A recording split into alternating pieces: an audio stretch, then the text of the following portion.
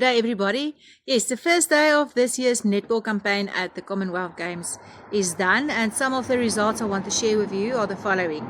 England beat Northern Ireland 83 against 34. Uganda beat Wales 59 against 50 in a quite interesting match, very close match until the end. New Zealand beat Scotland 74 against 44. Australia almost putting up a century, 99 goals against Tonga's 38. Jamaica 81 against Trinidad Tobago's 22. And in the final match of the evening, South Africa beat Malawi 65 against 44. What was encouraging for me in the South African game was that they managed to keep their composure and they played their own game.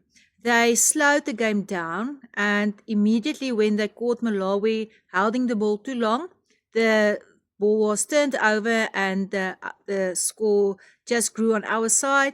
The goals came, and Elmarie van der Berg was very, very impressive with her scoring rate. Now, today's matches, Wales will be playing Scotland, Australia will be playing England, Malawi against Northern Ireland, Uganda versus Trinidad and Tobago, and New Zealand versus Jamaica. That should also be a very exciting, high-paced match. And then South Africa will be playing Tonga at 5 o'clock South African time this afternoon. Stay tuned to watch the match, to hear all the updates, and yeah, let's holding thumbs for our girls in green and gold.